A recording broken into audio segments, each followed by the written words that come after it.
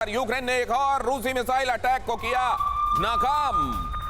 यूक्रेनी सैनिक ने रशियन मिसाइल को किया इंटरसेप्ट। यूक्रेनी सैनिक ने मैन पैड से दागी मिसाइल और उसके बाद जैसे ही उसने जाकर रशियन मिसाइल को इंटरसेप्ट करके उसको बीच में ही ध्वस्त किया, उसके बाद उसकी खुशी का आलम सुनिए और देखिए जरा।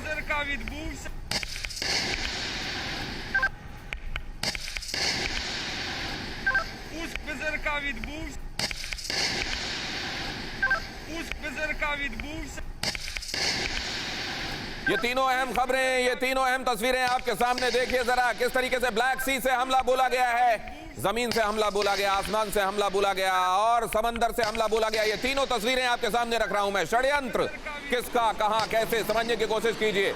यहां आप देख रहे हैं पहली तस्वीर में जहां यूक्रेनी सैनिक छिपे हुए थे, रशियन टैंक ने उसको किया ध्वस्त। दूसरी तस्वीर में ब्लैक सी से किया गया हमला और तीसरी तस्वीर में मैन पैड से। ये अपने गांव में स्टेशनरी बिजनेस शुरू करके हर महीने 2 लाख कमा रहे हैं। आपके गांव में भी ये करना है तो फ्रीडम ऐप को अभी डाउनलोड कीजिए। मिसाइल को इंटरसेप्ट करके उसे नष्ट किया गया और उसके बाद सैनिक की खुशी। एयर वाइस मार्शल पीके श्रीवास्तव सर के पास मैं जाने वाला हूं, लेकिन ये अहम एंगल इन खबरों से जुड़ा हुआ जरूर आपको देखना चाहिए और उसके फौरन बाद एक बार फिर से एक्सपर्ट के पास चलते हैं। जरा देखिए क्या हुआ है अलग अलग तारीखों को दिसंबर में। आप दिसंबर के आखिरी कैलेंडर डे की तरफ बढ़ने से पहले जरा देखिए क्या क्या हुआ है। 30 दिसंबर, 29 दिसंबर, 6 दिसंबर, 24 नवंबर, 15 नवंबर, 15 अक्टूबर, 10 अक्टूबर। अब यहां से जरा गिनते जाइए, तारीख देखते जाइए, नंबर ऑफ मिसाइल्स कितनी फायर की गई है जरा ये देखते जाइए। बराज कब, कहां, कैसे बरसा है यूक्रेन पर, इस तरफ से जरा मुझको फॉलो करना शुरू कीजिए प्लीज। यहां देखिए 10 अक्टूबर 84 मिसाइलें, 15 और यार मैं बता दूं आपको ये 10 अक्टूबर जो आप देख रहे हैं, एयर वाइस मार्शल पीके श्रीवास्तव हमारे साथ उस समय मौजूद थे जब कट स्ट्रेट ब्रिज पर हमला बोला गया था और उस दौरान उन्होंने अब कहा था कि अब आप देखेंगे बहुत ज्यादा मिसाइल्स अचानक बराज की तरह आएंगी रशिया की तरफ और ये देखने को मिला था। 10 अक्टूबर पहला दिन 84 मिसाइलें, 15 अक्टूबर 110 मिसाइलें।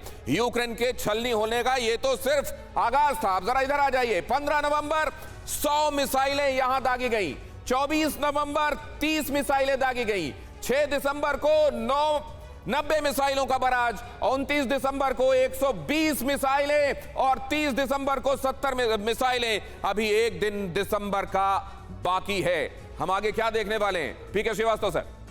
देखिए दिनेश, आपने ठीक कहा। मैं एक बात पर ध्यान आकर्षण करना चाहूँगा दर्शकों का कि अभी पुतिन की जो पीस टॉक या पीस स्पीच आई थी उसमें उन्होंने पहली बार मिलिट्री ऑपरेशन से हट करके युद्ध शब्द का इस्तेमाल किया था। इसका मतलब अब उन्होंने ये मन बना लिया है कि हमें इसको युद्ध स्तर पर लेकर जाना पड़ेगा। ये उसी की सौगात है, उसी के उसमें वो उनकी विल को तोड़ना चाहते हैं। और इससे अच्छा मौका क्या मिलेगा कि जब फेस्टिविटी का माहौल है, वहाँ पर थोड़ी सी रिलैक्सेशन होगी, उस वक्त आप सबसे ज़्यादा अटैक करते हैं। पहला मुद्दा तो ये हुआ। और दूसरा मुद्दा जो हुआ वो ये है कि अभी राष्ट्रपति ज़ेलेंस्की जो है यूएस गए थे, वहाँ से उन्हें और मदद की जो है वो प्रॉमिस किया गया है और मदद आने वाली है। उस मदद को वो सरहद तक नहीं पहुंचे जहां पर पोजीशनल वॉरफेयर हो रही है। अब पोजीशनल वॉरफेयर हो रही है, अपनी अपनी पोजीशंस पर रह के वो मारपीट कर रहे हैं, तो वहां पर वो रसद नहीं पहुंचे। उसके लिए वो इंफ्रास्ट्रक्चर को टोटली डेसिमेट करना चाहते हैं। इंफ्रास्ट्रक्चर को टोटली डेसिमेट करना और हाई मार्स के लिए भी ये जरूरी है कि वो इनफेक्टिव हो जाए। इसके लिए भी इंफ्रास्ट्रक्चर को पूरी तरह ध्वस्त किया जाना आवश्यक है। जरा देखिए कहां कहां बारूदी बारिश हुई है, खास तौर से ईस्टर्न हिस्से से आने वाली मदद। ये जो वेस्ट में छिड़ी हुई लड़ाई है, वहां की जो पोजीशनल फाइट जिसके बारे में अभी चर्चा की जा रही है, वहां तक ना पहुंचे मदद। देखिए जरा किस तरीके से हमला बोला गया है। रूस से निकलने वाली मिसाइलों ने किन किन जगहों को, वो खार्किव हो, वो लोहांस्क हो, वो फ्रंट जहां लड़ाई चल रही है, वहां अपने सैनिकों को असल में सपोर्ट फायर के तौर पर ये। और आगे की तरफ आप देखिए कीव और उसके बाद देखिए ये ज़ाइटोमीर, ये डोनेस्क, ये इधर आप देखिए लवीव तक, जहां पर आकर असल में हथियारों का डिपो और उनको स्टोर करने के लिए जगह बनाई गई है लवीव में। वहां से लेकर आप चले आइए लुहांस्क तक, आपको हर जगह ये अग्निवर्षा होती हुई दिखाई दी। अब जरा देखिए क्या 2023 में इससे बड़ा कुछ एंटिसिपेटेड है। 2023 में कुछ बड़ा होने वाला है क्या नए साल में बड़ा हमला करने वाला है रूस? नए साल में क्या बड़ा हमला होगा? बेलारूस के रास्ते कीव पर अटैक होगा, क्योंकि एयर वाइस मार्शल पीके श्रीवास्तव इस बार पर जोर दे चुके हैं कि आने वाले दिनों पर आप कीव में एक बार फिर से रूस को चढ़ दौड़ते हुए देखेंगे। क्या बेलारूस के रास्ते कीव पर अटैक होगा? इंफ्रास्ट्रक्चर की बर्बादी से झुकेगा क्या यूक्रेन? क्या महायुद्ध में अब नेटो वर्सेस रूस सीधे सीधे होना शुरू हो जाएगा? एनेक्स इलाके वापस पाना ही रूस का टारगेट है क्या? पूर्वी यूक्रेन में रूस उतारेगा 2 लाख सैनिक क्या? ये भी हम बहुत शुरुआत में इस साल की देख लेंगे। क्या होने वाला है जरा इसको भी देखें। जनरल कुलकर्णी 2023 यहां से क्या एंटिसिपेटेड? दिनेश, बिल्कुल ठीक कहा आपने। देखिएगा, उन्होंने 3 लाख सैनिकों को वापस रिक्रूट किया है, जिसमें तकरीबन 50,000 डिप्लॉय हुए हैं और काफी कुछ इस महीने के आखिर तक और जनवरी के 15 तारीख तक डिप्लॉय होंगे। नंबर 1। नंबर 2, जो मिसाइल्स हैं, जो किंजल मिसाइल्स हैं, जो हाइपरसोनिक मिसाइल्स हैं और S-400 के साथ उन्होंने ऑलरेडी डिप्लॉय कर रखे हैं बेलारूस के इलाके में।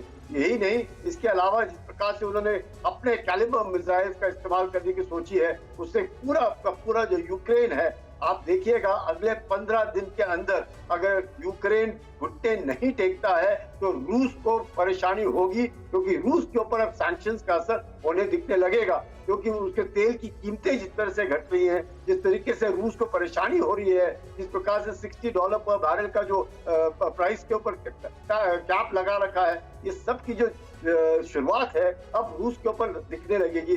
रूस चाहता है कि इससे पहले ही जितना भी हो सके यूक्रेन जो है अब निर्भर है यूके के ऊपर। यूके ने उनको जिस तरीके से पूरा आर्टिलरी सिस्टम दिया है, जिस प्रकार से मिसाइल जर्मनी से आ रही है, जिस प्रकार से टैंक्स पोलैंड और चेकोस्लोवाकिया से आ रहे हैं, जिस प्रकार से पैट्रियट मिसाइल यूएसए से आ रहे हैं, तो ये सब दर्शाता है कि सब कोई चाहता है कि ज़ेलेंस्की खड़ा रहे और यूक्रेन और रशिया चाहता है कि ज़ेलेंस्की किसी न किसी हालत में जो इनने शर्तें रखी हैं उन शर्तों को रूस मानने को तैयार नहीं है। अब इधर क्या हुआ है जरा ये देखिए सर। बेलारूस इस समय बहुत महत्वपूर्ण है, खासतौर से लुकाशेंको जिस तरह की तैयारी कर रहे हैं, उनके जिस तरीके की कॉमरेडरी है पुतिन के साथ, और ये भी आपने देखा कि हाल में उन्होंने कहा था अगर शांति चाहिए तो युद्ध के लिए तैयार रहना चाहिए। ये अपने गांव में स्टेशनरी बिजनेस शुरू करके हर महीने 2 लाख कमा रहे हैं। आपके गांव में भी ये करना है तो फ्रीडम ऐप को अभी डाउनलोड कीजिए।